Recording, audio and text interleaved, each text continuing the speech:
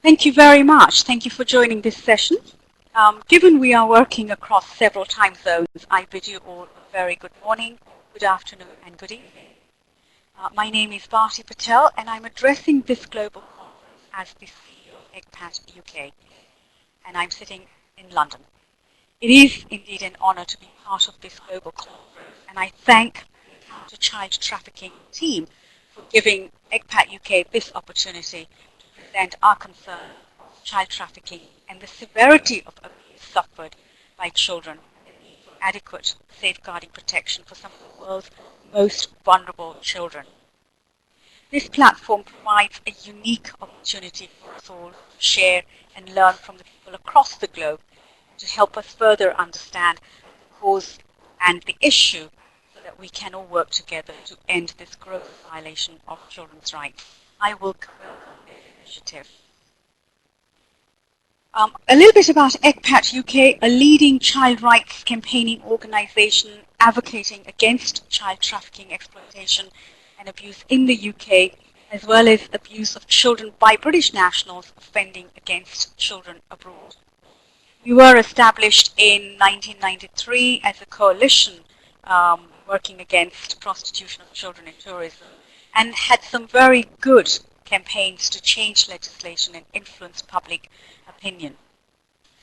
We are part of a member of ECPAT International, which is a movement in over 80 countries across the world working in concert to eradicate child trafficking and protect children from exploitation. That's a little bit about us. What I want to do in this particular presentation is really focus on two key areas of our work and share this with you. The first is very much about the measures and responsibilities of different groups and individuals in safeguarding child victims of trafficking into the UK. The nation's obligations under national, the European and international laws, directives and conventions. The second part of the presentation really is about the transnational child sex abuse.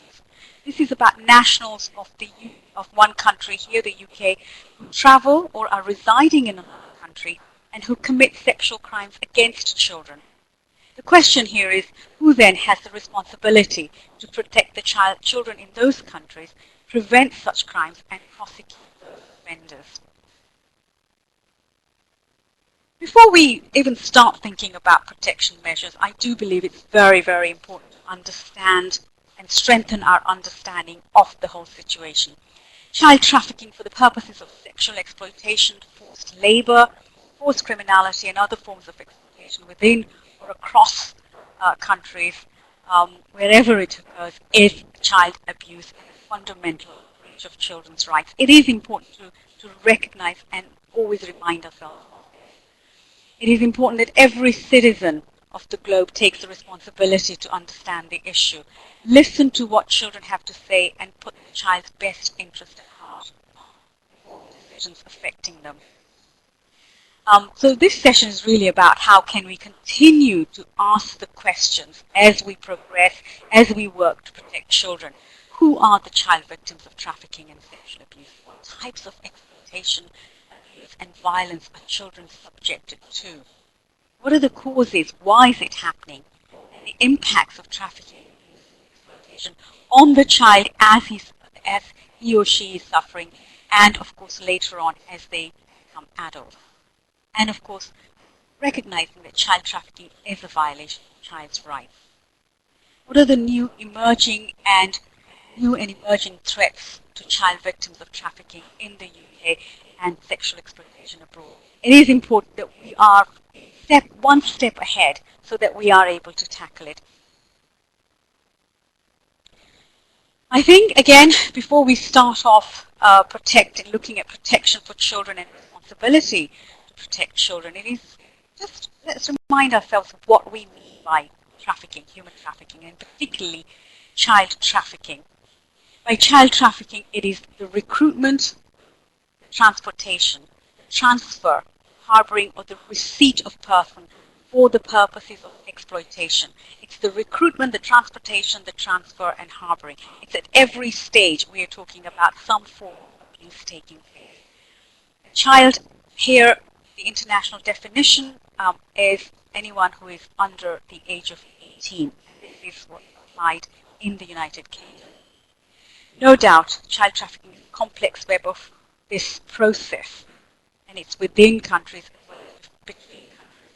It involved organized crimes by gangs and groups, as well as individual offenders and perpetrators, sometimes known to the child. There is usually a high level of fear and mistrust and control of the traffickers, victims particularly, and they often take a long time to recover from that experience.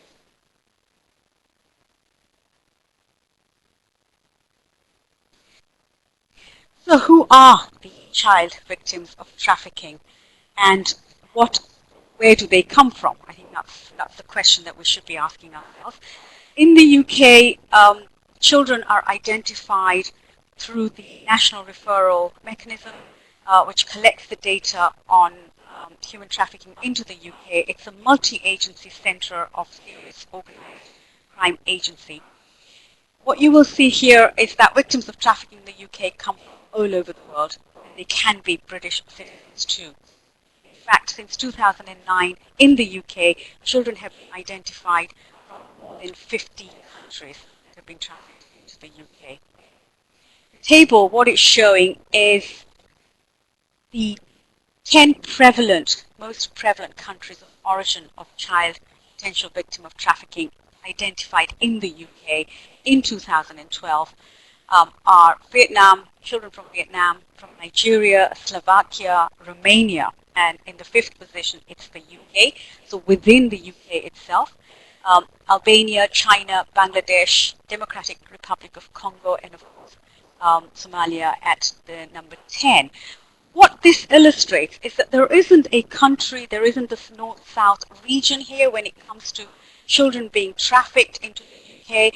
We are talking about a global phenomenon, and as such requires a much more a global reaction and responses.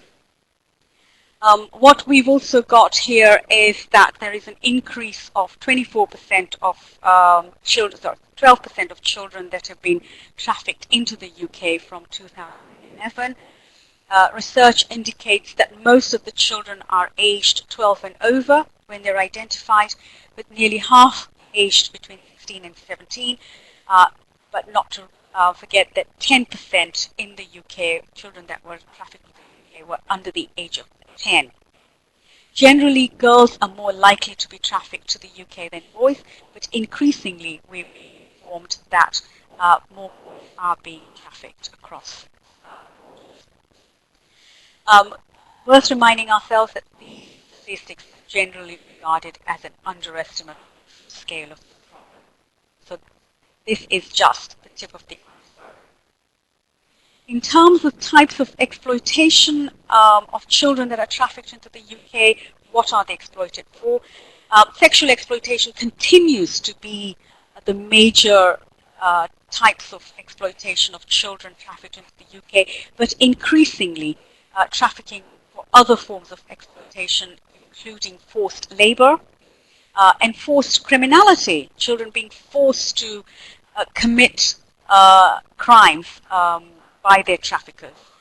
Domestic servitude, people know about this, Nigerian girls being trafficked into the UK and forced to work in homes as domestic servants.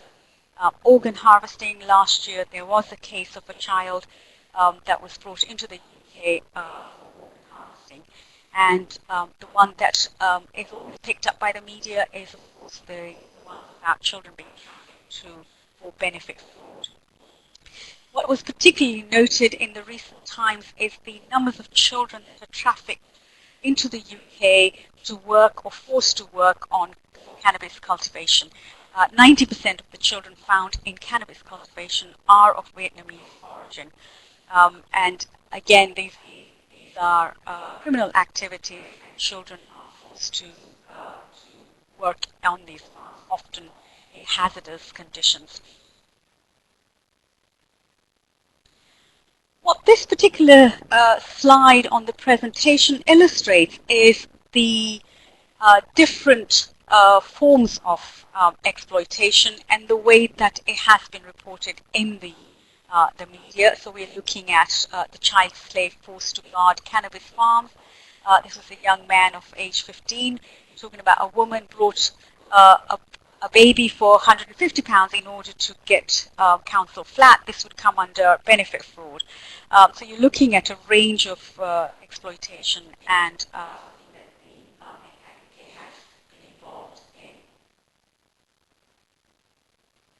what I want to do with this particular one is just pause a little bit and get you to read the particular case study, and I will read it with you.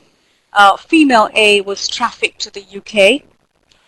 She was trafficked on the pretext that she would be sent to school, so that she would be educated. But once in the United Kingdom, she was forced to do housework. She was not permitted to leave the house or eat food with the family. She was made to work excessive hours and was often threatened to be sent back to Nigeria if she didn't obey her traffickers. She was sexually abused and raped by her traffickers. She became pregnant and was forced to have an abortion. She suffered physical assault, and her identity documents were actually taken away from her, and all the time she was reminded that she owed their traffickers money. What this case illustrates is the gross and multiple violation of children's rights. So earlier slides I talked about the different types of exploitation, sexual exploitation, forced labor, forced criminality. But often it's not that simple. A child often is subjected to more than just one particular type of exploitation. And that means that when we're talking about protection and prevention and safeguarding, we need to take all of this into consideration. Here, in this particular case study, there are several dimensions of child abuse and maltreatment. Physical, verbal, and emotional abuse, very clear. There's abuse of child labor, there is sexual abuse, and there's child neglect. This particular case also violates some of the other rights, and those are the rights covered under the European Union Convention of Human Rights dealing with forced labor and servitude, and rights to liberty and security. In 1989, governments worldwide promised all children the same rights by adopting the UN Children's Rights of Children, the UN Commission's Rights of Children. If you look at the case study, 9 rights under the UNCRC have been violated here. These rights are based on what a child needs to survive, grow, and participate and fulfill their potential. And they apply equally to every child, regardless of who they are or where they are from. The world promised every child this extra care and protection and opportunity. But sadly, there are many children that fall, that are not protected.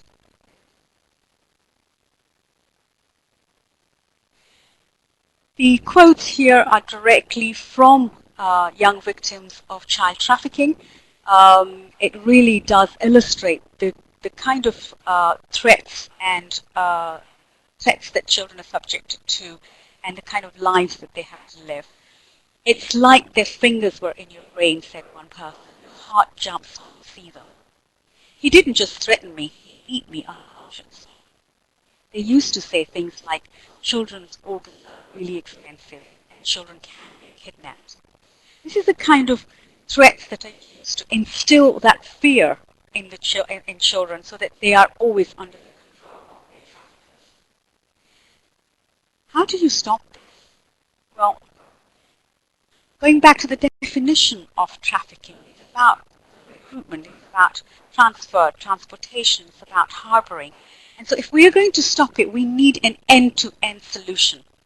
We're talking about minimizing the risk factors in recruitment, the risk factors involved in transportation, the transfer, and harboring. Here, what we're looking at is educating and empowerment of children, their families, and the local community at source, as well as in destination countries, on the vulnerabilities and threats to child trafficking and to the child. It means removing children from exploitation and abuse everywhere that it takes place. And that means early identification, support, and looking at durable solutions.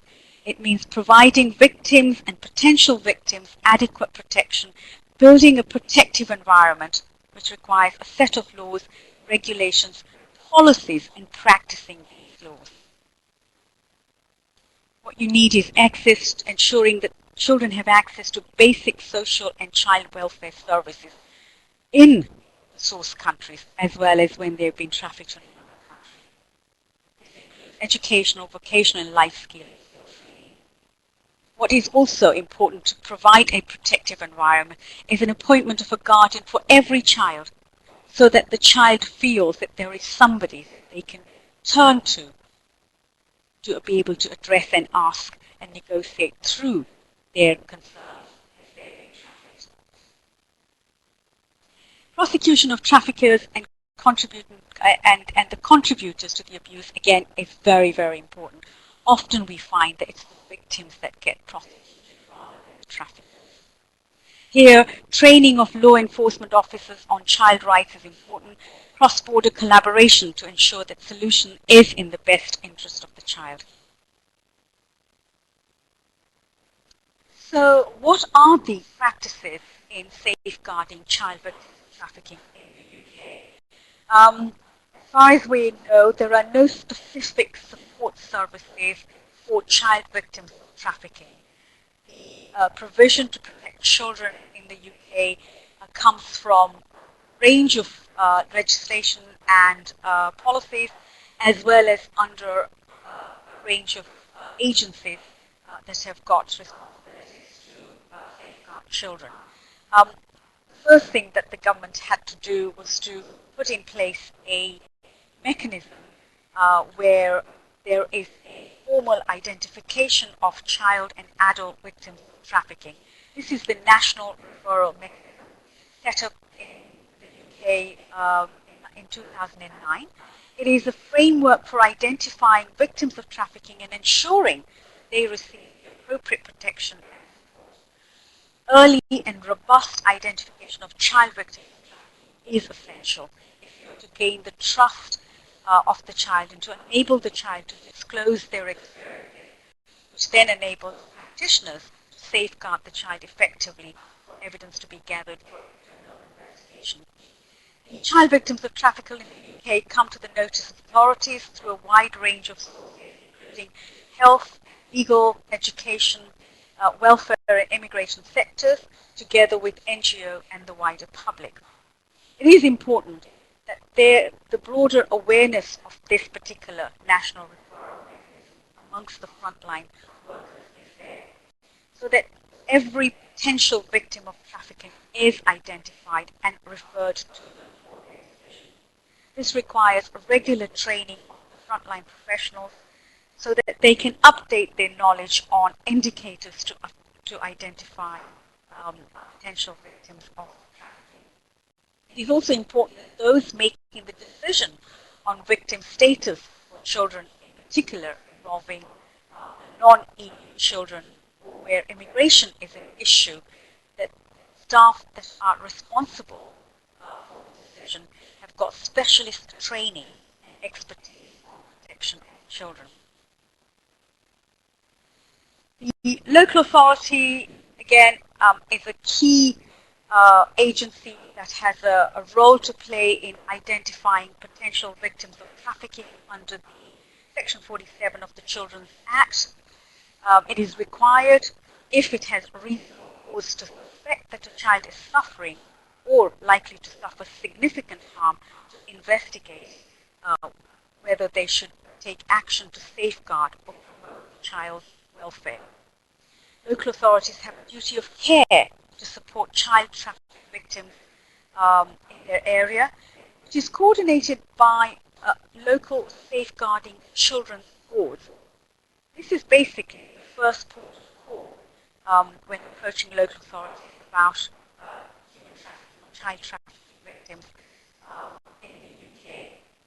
what the local Children's Safeguarding Board have also done is they've developed a trafficking tool and a toolkit and a practice guidance. This would help agencies who may come into contact with suspected victims of trafficking in identifying, assessing the needs and supporting those children. And it again includes the local safeguarding children board is made up of individuals from local authority, from health organizations, police and others. Law enforcement agencies again play an essential role in protecting children from abuse and are under a legal duty to carry out their functions, taking into account the needs to protect and promote the welfare of the child. The mandate for the police here comes from Section 11 of the Children's Act. Police authorities and the chief police of each force in England must make sure that they protect and promote the welfare of the children. Child abuse investigation units have been set up in several police offices who have a critical role in playing in safeguarding the children.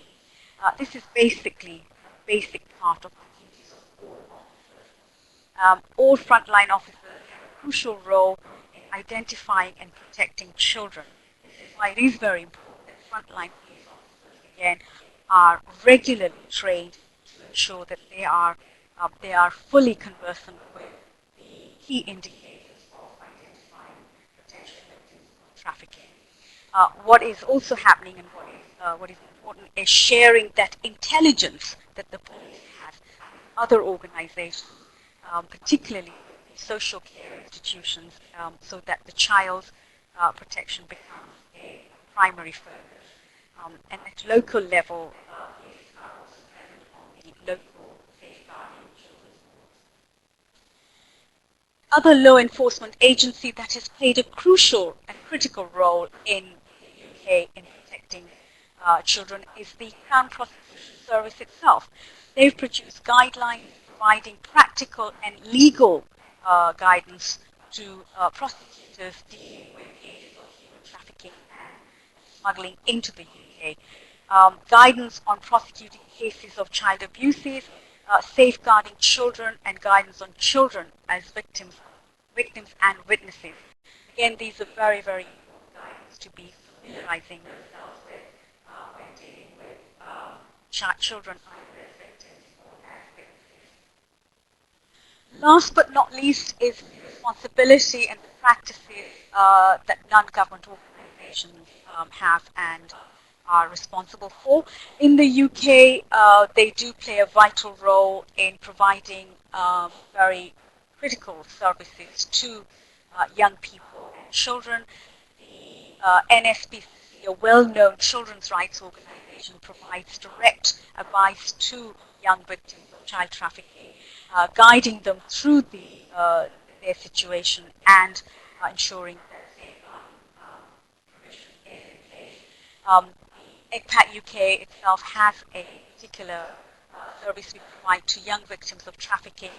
We work with them, help negotiate through the issues of gaining their rights, and of course build their capacity to be able to meet normal life. So NGOs do play a critical role. These are just examples of some of the guidance tools that I mentioned earlier. Very, very important and very detailed advice and guidance are in this resources. So I strongly recommend people to visit these, download from the sites there, and really look at the way that they can provide the information that we need.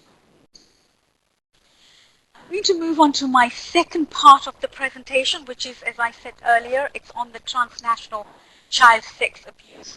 It's a growing phenomenon of commercial exploitation of children.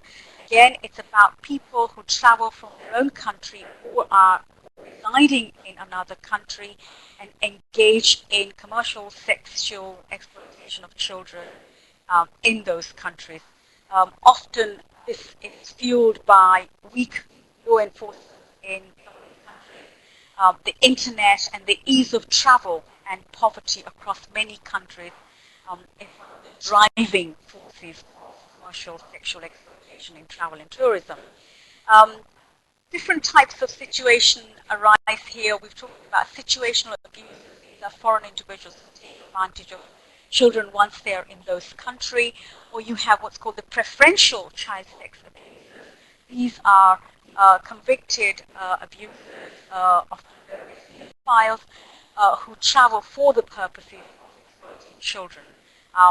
In the UK, child exploitation online protection body, which is part of the force, in 2012 identified 104 UK nationals convicted or suspected of committing sexual crimes against children to them. As I said, facilitated by travel and internet. Okay, just under 1/3, that is 31% of the 4 UK nationals CEOP, concerned countries in Asia, Africa, East and South Europe and the Caribbean as well as Central America. What is worrying is 68% of the cases that were deported to CEOP were actually related to countries with advanced economies, West Europe, North America, and Australia. So as you can see, again, it's across the board. It's the richer countries as well as the poorer countries, which are targets for users to reach out to children. According to CEOP, the internet chat forums are often used to recommend countries that are relatively severely deprived or have suffered environmental disasters as particular advantageous for those wishing to sexually exploit children. It's likely that offenders will seek to exploit children in countries where social, environmental, or even political upheaval resulted in displacement of children from their homes and families. Keeping this in mind, it is important again that we talk about recruitment, harboring of children, that we have to work with every level. What are the global efforts of addressing child sex tourism? Several pieces of legislation have been introduced in the UK, which will ensure, or which provides the mandate to the government to be able to enforce protection and prosecution of those that have committed this crime. The extraterritorial laws allow countries to prosecute their nationals for crimes committed abroad. As transnational child sex abuse is a global issue, what is required is global efforts to address this particular concern. And there are various laws and tools that are in place, particularly in the United Kingdom, which can be used to ensure that protection and safeguarding of children has been looked at. So the first one is the extraterritorial legislation. This came into force in the UK in 1997. What it does is it gives UK courts the ability to prosecute British sex offenders who commit offences. Here, it is not important that the crime has to be illegal in the country where it's committed. But if it is a crime that is illegal in the UK, then the individual can be prosecuted either in the UK or in the country where the crime is committed. However, this process can be quite expensive and it's quite complex because we're looking at different jurisdictions. So what's required is effective cooperation and information sharing between authorities from different jurisdictions. But it is a piece of legislation that can be effective. The other effective piece of legislation is called the Foreign Travel Order. Now, this basically is an order that would be applied for by the Chief Officer of a Police to the courts to seek a ban on the individual traveling overseas where there is evidence that the offender's behavior makes it necessary to make such an order for the purposes of protecting children or any child from serious sexual harm abroad. So it is applied when a convicted child sex offender is planning to travel. The third tool currently in force and is being rolled out, it's the International Child Protection Certificate. This is a criminal records check for UK nationals and persons who have resided in the UK who are seeking to work or are already employed overseas working with children. It's developed by CEOP and the Association of Chief Police Officers, Criminal Records Office, and it can help protect children from convicted UK child sex offenders by doing a criminal records check against police and intelligence databases in the UK and can reveal any convictions or reasons as to why someone should not work with children. So an important piece of certificate, an important piece of checking a person's kind of risks to working with children. Again, schools, colleges, schools and orphanages that are looking at employing UK nationals to work with children in those countries would benefit from making an application under the International Child Protection. The other tool, which is very much an industry tool, and it's related to the travel industry itself, where there is a code of conduct for the travel industry to sign up to and protect the children in tourist destination from harm from potential offenders. Again, the code is a very voluntary code of practice, and travel industries sign up to 6 criteria where they have to promote adequate child protection policies. They need to be training their employees on making tourists aware of such concerns and ensuring that they are reporting any cases of abuse to relevant authorities. There's a good website on the code of conduct I would recommend to look at. Not least, I'm almost coming to the end of my presentation. We're looking at this particular tool, which is an e-tool developed by ECPAT UK. Again, I would recommend people to visit this. It is for the travel industry, and you can go through this exercise learning tool and see how you can bring yourself more up to date with the legislation to protect children, as well as responsibilities that each one of us has to do this.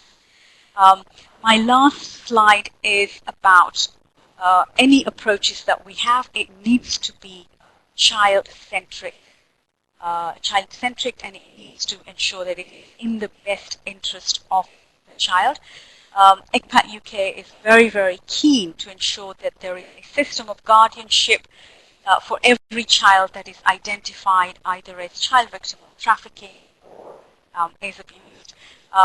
The guardian would have a parental responsibility and provide the care and support that's required, and ensure that the child receives the educational, medical, practical, and legal support that they need to help rebuild their life and to help prevent them from facing further exploitation and harm from their traffickers. The other key area is safe and secure accommodation. We need to make sure that children are provided with type of accommodation that rebuilds their life and ensures that they are not that they don't go missing and back in the hands of traffickers.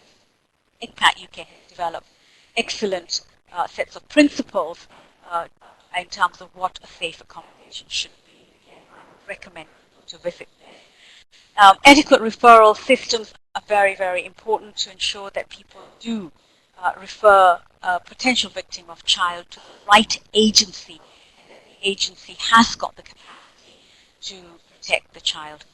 I've mentioned training throughout the presentation. it is important that professionals across all sectors um, dealing with child trafficking and child abuse have got the most up-to-date training on prevention and safeguarding of children. In conclusion, what I want to do is mention a list of the general principles which need to be applied in protecting and safeguarding child victims of trafficking. These are highlighted in the UNICEF report, and I'm going to just state them.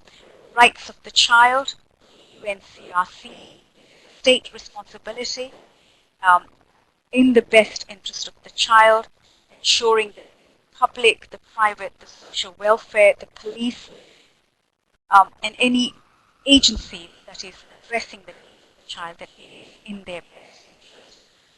The child has a right to non-discrimination, so every child, irrespective of their country of origin, needs to be treated as a child of that nation. Respect for the voices of the child. It is important to listen to the child and to make sure that their needs are met. The child has to have information, and the child's circumstances should be treated with confidence, and ensuring that there is a coordinated and a cooperative approach across all organizations if we are truly going to address and provide the protection that children need. Thank you very much.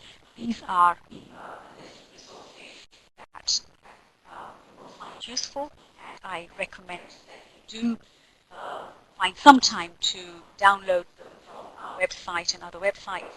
And if you have any questions, we would welcome the opportunity to discuss these with you. Thank you.